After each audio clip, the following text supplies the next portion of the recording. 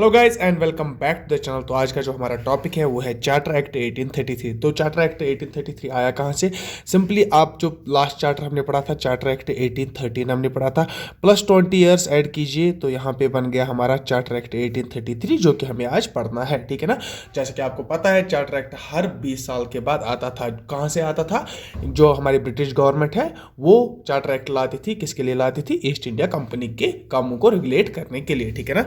तो यहाँ पे हम देखेंगे कुछ फीचर्स चार्टर एक्ट 1833 के, कुछ फीचर्स देखेंगे। बहुत ही इंपॉर्टेंट चार्टर है क्योंकि इसमें से कोरिलेट होते हैं सारे पॉइंट्स जो मैं इधर पे प्रोविजंस आपको बताऊंगा इसमें चार्टर एक्ट 1833 में, वो आपस में कोरिलेट होते हैं। कैसे कोरिलेट होते हैं हम समझते हैं, ठीक है। यहाँ पे हम पहला ही पॉइंट जो इधर पे चार्टर एक्ट 1833 में बहुत इंपॉर्टेंट पॉइंट है कि ये याद रखना, बहुत बार पूछा गया है कि ट्रेड मोनोपोली एंड हो गई थी, ठीक है ना। ट्रेड मोनोपोली जो थी ईस्ट इंडिया कंपनी के पास वो स्टॉप हो गई थी। स्टॉप क्यों हो गई थी? ठीक है, देखो क्या हुआ था इधर पे सिंपली आप इस तरह समझे कि जो ट्रेड मोनोपोली एंड हो गई थी, क्या पहले क्या था? अगर आप चार्टर एक्ट 1813 की बात करेंगे, उधर पे ट्रेड मोनोपोली आपको अगर आपको याद होगा वो रेस्ट्रिक्ट की गई थी। कहाँ तक रेस्ट्रिक्ट की गई थी? एक तो T trade and trade with China, T trade and trade with China, यही दो बचा था। चार्टर एक्ट 1813 में ईस्ट इंडिया कंपनी के पास यही दो मोनोपोली इसी हद तक बची थी, क्योंकि मैंने आपको बताया था चार्टर एक्ट 1813 में कि मोनोपोली ऑफ ट्रेड यहाँ हमारी रेस्ट्रिक्ट हो गई थी। ईस्ट इंडिया कंपनी की मोनोपोली ट्रेड रेस्ट्रिक्ट हो गई थी। लेकिन अब चार्टर एक्ट 1833 में क्या हुआ कि जो ट्रेड मोनोपोली है वो कंप्लीटली स्टॉप हो गई। अब ट्रेड भी नहीं रहा, अब ट्रेड विथ चाइना भी, उधर भी जो लिंक्स थे वो भी नहीं रहे। तो हम बता सकते हैं कि ट्रेड मोनोपोली स्टॉप हो गई। अब ट्रेड मोनोपोली स्टॉप हो गई है तो ठीक बात है, लेकिन इसकी वजह से बहुत सारी चेंजेस आ गई। उसकी वजह से बहुत सारा चेंज आ गया, वो हम समझ लेंगे कि क्या हो गया। देखो क्या होता है कि अगर हम चार्टर एक्ट 1833 की बात करेंगे, जो ईस्ट इंडिया कंपनी थी, अगर मैं फिर से पहले तो मैं हिस्ट्री के साथ साथ आपको पढ़ाऊंगा। चार्टर एक्ट 1813 है ना, चार्टर एक्ट 1813 में क्या हुआ था? जो हमारी ईस्ट इंडिया कंपनी थी, ईस्ट इंडिया कंपनी के पास दो काम हुआ करते थे। हमारी ईस्ट इंडिया कंपनी के पास दो काम हुआ करते थे। कौन कौन से काम? एक तो कमर्शियल काम सर कौन से काम हुए? वो काम जो तिजारत के काम करते थे, और दूसरा पॉलिटिकल काम, ठीक है ना, पॉलिटिकल काम करते थे, ठीक है ना। अब ये दो काम करते थे, लेकिन यहाँ पे क्या हुआ कि ट्रेड मोनोपोली एंड हो गई। अब जब ट्रेड मोनोपोली एंड हो गई तो कमर्शियल बॉडी तो खत्म हो जाएगी ना, जो कमर्शियल काम ही करते थे वो तो खत्म हो जाएगी ना। साथ में और एक पॉइंट, कमर्शियल काम कौन देखता था? ईस्ट इंडिया कंपनी के दो काम थे, एक तो कमर्शियल काम था, दूसरा पॉलिटिकल काम था।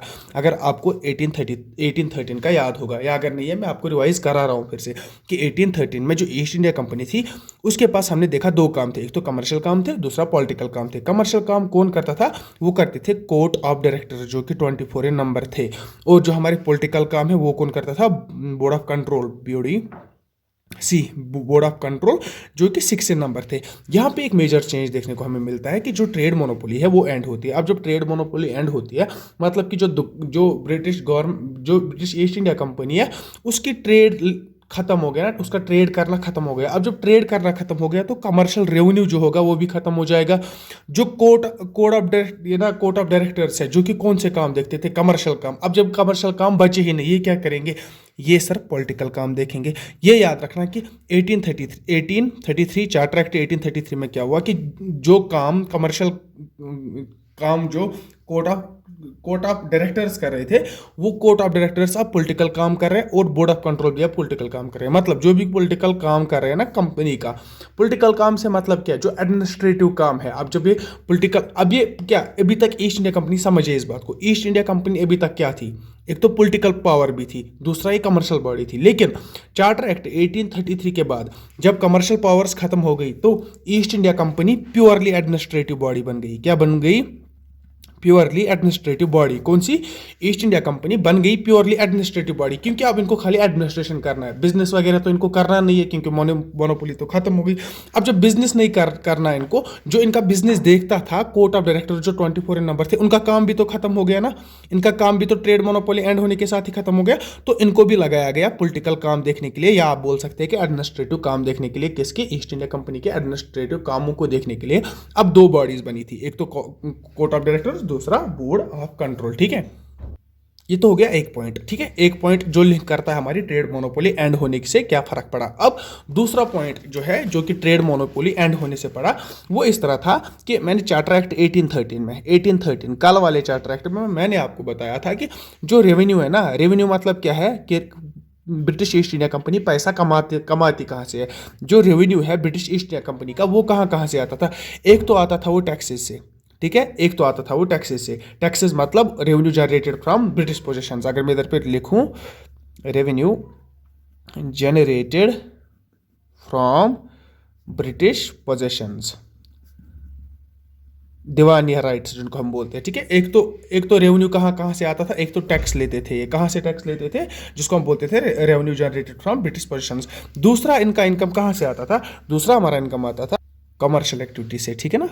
इधर पे मैं लिखना चाहूँगा कमर्शियल एक्टिविटी से। ये कब की बात है, ये 1813 की बात है। क्या है कि जो रेवेन्यू जो इनकम आती है, मैं आपको ईजिएस्ट वे में समझाने के लिए बताऊंगा कि रेवेन्यू का मतलब इनकम है।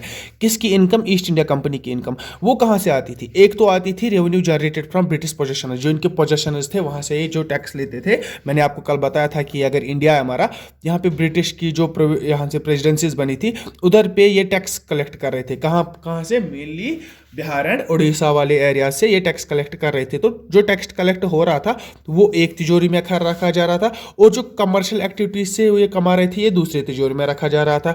इसको हम बोलते थे revenue generated from British possessions, इसको हम बोलते थे कमर्शियल रेवेन्यू या revenue generated from commercial activities. अब बात है मोनोपोली खत्म हो गई, यही तो बात करें ना, कब 1833 में हम बोल रहे हैं कि मोनोपोली खत्म हो गई।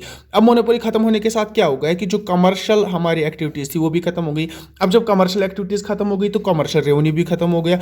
तो अब जब रेवेन्यू जो सारा इनकम है वो खाली एक ही जगह कलेक्ट होगा, किस में कलेक्ट होगा, revenue generated from British possessions. होगा कि नहीं होगा, क्योंकि जो हमारा कमर्शियल बिजनेस के लिए जो हमारी तिजोरी थी हमारे पास, कमर्शियल एक्टिविटीज की तिजोरी, वो तो खत्म हो गई ना, जिसको हम बोलते थे कमर्शियल रेवेन्यू। मतलब कमर्शियल रेवेन्यू जहाँ पे कलेक्ट हुआ करता था वो तो खत्म हो गया ना, ये तिजोरी हमारी तो खत्म हो गई ना, नहीं रही। अब एक ही तिजोरी हमारे पास है जहाँ पे हमारा कौन सा रेवेन्यू जमा होता था, जनरेटेड फ्रॉम ब्रिटिश पोजेशंस। अब इधर ही खाली यही एक तिजोरी हमारे पास बच गई। आई होप ये दो पॉइंट्स लिंक थे किसके साथ, ट्रेड मोनोपोली खत्म होने के साथ, पूरी तरीके से खत्म हो गई। और हमने समझा कि जो ब्रिटिश ईस्ट इंडिया कंपनी है वो अब प्योरली एडमिनिस्ट्रेटिव बॉडी बन गई है, उसका कोई भी काम कमर्शियल काम नहीं होगा। जो कमर्शियल काम देख रहे थे कोर्ट ऑफ डायरेक्टर जो कंट्रोल कर रहे थे उनका काम भी चेंज हो गया। जो रेवेन्यू जनरेट हो रहा था कमर्शियल काम से, मोनोपोली एंड होने की वजह से वो भी खत्म हो गया, सारा कुछ इनका खत्म हो गया। अब ये आप समझ के चलो कि प्योरली एक एडमिनिस्ट्रेटिव बॉडी बन गई, ठीक है। तो हम चलते हैं अपने दूसरे पॉइंट पे, ठीक है। दूसरा पॉइंट जो कि हमारे चार्टर एक्ट 1833 हम पढ़ रहे थे, आई एम सॉरी मैं इधर उधर हो गया था, मैं चार्टर एक्ट 1813 पढ़ा रहा था, तो कहीं कभी पे मैंने बोला था चार्टर एक्ट 1833, तो आप वो प्लीज़ वो देखिएगा, मैंने उधर पे लिखा भी था। यहाँ पे हम अभी चार्टर एक्ट 1833 पढ़ रहे हैं। तो हमने पहला पॉइंट हमने देखा मोनोपोली एंड हो गया, हमने देखा कि मोनोपोली एंड होने की वजह से क्या क्या चेंजेस हो गई कंपनी में। अब दूसरा पॉइंट हम देखेंगे। दूसरा पॉइंट यह है कि जो गवर्नर जनरल ऑफ बंगाल है ना, हम देख रहे थे गवर्नर जनरल ऑफ बंगाल जो है वो बन गया, सॉरी मैं कुछ स्पेलिंग ज़्यादा ही गलत लिख रहा हूँ, गवर्नर जनरल ऑफ बंगाल बन गया हमारा गवर्नर जनरल ऑफ इंडिया। अब इससे क्या मतलब है, इस बात से क्या मतलब है कि गवर्नर जनरल ऑफ बंगाल जो थे हमारे वो बन गए हमारे गवर्नर जनरल ऑफ इंडिया। अब गवर्नर जनरल ऑफ इंडिया जो बन गए, गवर्नर जनरल ऑफ बंगाल कौन थे हमारे उस टाइम पे हमारे जो गवर्नर जनरल ऑफ बंगाल थे वो थे विलियम बेंटिक, और वही क्या बन गए गवर्नर जनरल ऑफ इंडिया। क्योंकि खाली पोस्ट चेंज हो गया कि जो पहला हमारा गवर्नर जनरल ऑफ इंडिया बन गया वो ही बन गया विलियम बेंटिक, ठीक है ना, लॉर्ड विलियम बेंटिक। अगर आप लॉर्ड लिखना चाहेंगे, मैं नहीं लिखा, ठीक है, आई एम सॉरी। तो यहाँ पे मैं क्या बता रहा था कि जो गवर्नर जनरल ऑफ बंगाल है वो क्या बन गए हमारे गवर्नर जनरल ऑफ इंडिया, ठीक है। अब इससे क्या फ़र्क पड़ा, इससे फ़र्क ये पड़ा कि जो लॉ मेकिंग है ना वो सेंट्रलाइज हो गई। इससे क्या फ़र्क पड़ा कि जो लॉ मेकिंग है, जो लॉ बनाए जाएंगे ना पूरे इंडिया के लिए, जो लॉ बनाए जाएंगे वो अब ये बनाएगा, वो अब कौन बनाएगा, गवर्नर जनरल ऑफ इंडिया। उसी को हम बोलते हैं कि लॉ मेकिंग वो क्या हो गई, सेंट्रलाइज। क्योंकि ये जो गवर्नर जनरल ऑफ बंगाल था ये पहले बंगाल के लिए लॉ बनाता था। अब जब भी governor general of Bengal governor general of India बन गया तो ये पूरे इंडिया का गवर्नर जनरल बन गया। अब जो गवर्नर जनरल ऑफ इंडिया है ना विलियम बेंटिक, ये मान के चलो ये हमारे विलियम बेंटिक साहब है। इसके साथ और कितने एग्जीक्यूटिव्स हैं? 3 एग्जीक्यूटिव्स हैं, जैसे हमने 1833 के चार्टर एक्ट में पढ़ा था कि जो गवर्नर जनरल ऑफ बंगाल है एक तो वो है, और उसके साथ 3 एग्जीक्यूटिव्स है। पहले 4 हुआ करते थे, फिर 3 बन गए। क्यों? क्योंकि गवर्नर जनरल के पावर्स को ज़्यादा किया गया था। ठीक है ना? आई होप कि आपने पिछले वीडियोस देखे होंगे। पहले 3 मेंबर्स थे इसके एग्जीक्यूटिव काउंसिल में, लेकिन यहाँ पे क्या हो गया कि और एक मेंबर ऐड कर दिया गया। ठीक है ना? और एक मेंबर ऐड कर दिया गया गवर्नर जनरल के काउंसिल में।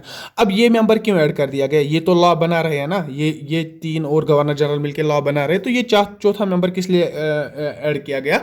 ये चौथा मेंबर इसलिए ऐड किया गया क्योंकि एक लॉ मेकिंग मेंबर था, लॉ मेंबर था। ठीक है ना? लॉ मेकिंग नहीं, लॉ मेंबर था। लॉ मेंबर क्या है? मतलब ये पढ़ा लिखा आदमी था जिसने लॉ पढ़ा था, जो कि अपना कंसेंट दे सके। अगर ये लॉ बना रहे हैं, ये एक एडवाइस दे सकता है, ये अपना कंसेंट दे सकता है, ये बाकी और कुछ नहीं कर सकता था। हाँ, कभी कभी ये वोटिंग में इन्वॉल्व होता था। ठीक है ना? लेकिन मेनली जो इसका काम था, ये क्या काम था? ये एडवाइस करता था किसको? लॉ मेकिंग बॉडी को।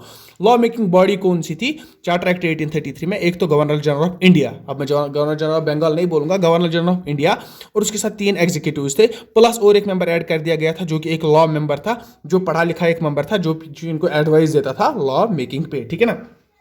अब आगे और एक चेंज जो इधर पे हो गई कि देखो, अब ये जब लॉ बना रहे थे ना, अब ये लॉ बना रहे थे, यहाँ पे अगर हम चार्टर एक्ट 1813 तक देखेंगे कि जो लॉ बन रहे थे ना, जो इधर पे कोई कंसेंट नहीं चाहिए था। देखो आजकल क्या होता है, अगर कहीं पे लॉ बनता है ना, उसके लिए प्रेसिडेंट का सिग्नेचर चाहिए। पहले तो इधर पे प्रेसिडेंट का सिग्नेचर चाहिए। जब क्या क्या होता है, देखो लॉ कैसे बनता है, आज की बात कर रहा हूँ मैं। पहले लॉ एक बिल एक पास होगी पहले लोकसभा में, उसके बाद जब वो वहाँ पे पास होगी वोटिंग के साथ, उसके बाद वो राज्यसभा में जाएगी, उसके बाद प्रेसिडेंट उस पर साइन करेगा। जब प्रेसिडेंट उस पर साइन करेगा तब भी वो इनएक्ट होगा, तब भी वो लॉ कहलाएगा। तो तब क्या होता था, जब पहले जब हमारी वहाँ पे कब 1813 में गवर्नर जनरल ऑफ बंगाल था और उसके साथ एग्जीक्यूटिव काउंसिल थे, वो लॉ बनाते थे। लेकिन उनको जो वो लॉ बनाते थे ना, उनको हम खाली रेगुलेशंस बोलते थे। क्या बोलते थे उनको? रेगुलेशंस। ये बात इंपॉर्टेंट है, उनको हम रेगुलेशंस बोलते थे। लेकिन अब क्या हुआ, अब जो गवर्नर जनरल ऑफ बंगाल क्या बन गया? हमारा गवर्नर जनरल ऑफ इंडिया। अब जब गवर्नर जनरल ऑफ इंडिया बन गया, इसके साथ और 3 एग्जीक्यूटिव्स आ गए जो इसके साथ थे। अब वो लॉ बनाएंगे, जो वो लॉ बनाएंगे ना, वो अब पहले पार्लियामेंट जाएंगे। पार्लियामेंट कहाँ? British parliament. ब्रिटिश पार्लियामेंट में जब उनको वहां पे साइन मिलेगा, जब वहां पे अप्रूव हो जाएंगे, ठीक है ना, उसके बाद ही वो उसको हम बोलते हैं एक्ट्स। ठीक है ना? उन लॉज को हम एक्ट्स बोलते हैं। लॉ इधर भी बनाए जाते थे, लॉ उधर भी बनाए जाते थे। देखो मैं फिर से समझाने की कोशिश करूंगा। देखो जब चार्टर एक्ट 1813 में क्या होता था, गवर्नर जनरल ऑफ बंगाल था और उसके साथ 3 एग्जीक्यूटिव्स थे, वो लॉ बनाते थे तो उनको रेगुलेशंस बोलता था। कोई भी उनको देखने वाला नहीं था क्या लॉ बनाया उन्होंने, कोई भी देखने वाला नहीं था। खाली ये वोटिंग करते थे आपस में और लॉ बना देते थे। उनको हम रेगुलेशंस बोलते हैं। ठीक है ना? उन सबों को हम रेगुलेशंस बोलते हैं। लेकिन चेंज क्या हुआ 1833 में? अगर हम देखेंगे चार्टर एक्ट 1833 में चेंज क्या हो गया कि जो गवर्नर जनरल है, गवर्नर जनरल ऑफ बंगाल जो है वो गवर्नर जनरल ऑफ इंडिया बन गया। अब ये गवर्नर जनरल ऑफ इंडिया है, इसके साथ एग्जीक्यूटिव काउंसिल है, ये लॉ बनाएंगे। पहले तो ये लॉ बनाएंगे, उसके बाद ये वाला बंदा, ये एक्स्ट्रा बंदा जो ऐड हुआ था, ये इनको एडवाइस करेगा कि हाँ ये लॉ ठीक है या नहीं है। उसके बाद ये लॉ जाके जाएगा पार्लियामेंट। कहाँ? पार्लियामेंट, ब्रिटिश पार्लियामेंट में। फिर जब ब्रिटिश पार्लियामेंट में उस लॉ को अनुमति मिल जाएगी, कंसेंट मिल जाएगा, साइन वहां पे किया जाएगा, तो उसी के बाद वो हमारा जो लॉ है वो एक्ट बन जाएगा। आई होप कि आपको ये बात भी समझ आ गई होगी। और जो हमारे ये लॉ मेंबर इधर पे ऐड हो गए थे, जो पहले हमारे लॉ मेंबर इधर पे ऐड हो गए थे, वो थे लॉर्ड मैकॉली। ठीक है ना? इधर पे मैं नाम लिखूंगा, ये इंपॉर्टेंट है। क्यों लॉर्ड मैकॉली क्यों इंपॉर्टेंट मैं बताऊंगा। लॉर्ड मैकॉली, ठीक है ना?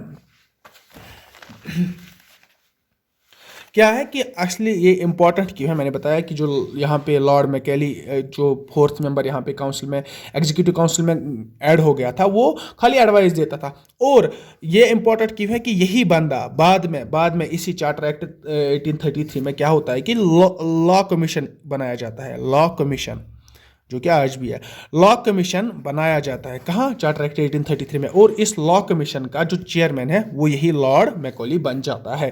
ठीक है ना? ये और एक पॉइंट है किसमें, चार्टर एक्ट 1833 में, कि लॉ कमीशन इंट्रोड्यूस किया जाता है और लॉ कमीशन का जो चेयरमैन है वो किसको बनाया जाता है? लॉर्ड मैकॉली। क्योंकि मैंने बताया था कि ये एक लॉ मेंबर है ये पढ़ा लिखा बंदा होता है। तो ये किस लिए बना था, इसको ये इंडियन लॉ जो है वो कॉडिफाई करने के लिए लॉ कमीशन ऑफ इंडिया बनाया जाता है। ठीक है ना। तो आई होप कि आपको ये सारी चीज़ें समझ आ गई होंगी। अब है लास्ट में और एक बात बताना चाहूँगा, लास्ट वाला पॉइंट जो हमारा है, जो चार्टर एक्ट 1833 हमारा, इसको दूसरा नाम बोलते हैं सेंट हेलिना एक्ट। क्या बोलते हैं? Saint Helena Act, Helena Act. अब सेंट हेलिना एक्ट इसको क्यों बोलते हैं, देखो मैं आपको इस तरह से यहाँ पे आपको मैं समझाने की कोशिश करता हूँ। Let me first check. देखो इसको सेंट हेलिना एक्ट इसलिए बोला जाता है, यहाँ पे मैं लिखूंगा एक ही बार, सेंट हेलिना एक्ट। ठीक है। अब इसको सेंट हेलिना एक्ट क्यों बोला जाता है, किसको? 1833 को, चार्टर एक्ट जो 1833 है उसको सेंट हेलिना एक्ट क्यों बोला जाता है। देखो क्या होता है कि सेंट हेलिना क्या है, सेंट हेलिना असल में एक आइलैंड है। क्या है? आइलैंड है। आइलैंड का तो आपको मतलब समझ आ गया, पता होगा ना क्या आइलैंड क्या है। तो ये कहाँ है? ये अमेरिका और अफ्रीका के बीच में है, अफ्रीका एंड अमेरिका के बीच में है एक आइलैंड है। ठीक है ना। अब ये आइलैंड मतलब इंपॉर्टेंस क्यों रखता है, अब हम यहाँ पे जो आप चार्टर एक्ट पढ़ रहे हैं तो यहाँ पे हमें आइलैंड के बारे में क्यों पढ़ना है, ये अफ्रीका है कि अमेरिका के बीच में, हमें ये क्यों पढ़ना है। देखो मैंने आपको बताया था कि जो भी चार्टर एक्ट आता है ना, वो किस लिए आता है? ईस्ट इंडिया कंपनी के कामों को रेगुलेट करने के लिए, उनको देखरेख करने के लिए, या उनके उनके लिए एक चार्टर प्रोवाइड करने के लिए चार्टर एक्ट आते हैं। और जो चार्टर एक्ट 1833 था, ये भी किस लिए था? ईस्ट इंडिया कंपनी को चार्टर को रिन्यू करने के लिए, 20 ईयर्स तक के लिए रिन्यू करने के लिए चार्टर एक्ट्स आते थे। ठीक है। अब जब ये ईस्ट इंडिया कंपनी है ना, ये एक इंडिया तो में ये सब चल रहा था, जो मैंने अभी तक पढ़ाया आपको, ये सब इंडिया में चल रहा था। तो अब ईस्ट इंडिया कंपनी जो है, इसका इधर सेंट हेलिना के साथ क्या लेना देना है। देखो मैंने आपको बताया सेंट हेलिना क्या है, ये एक आइलैंड है। ये आइलैंड क्या है?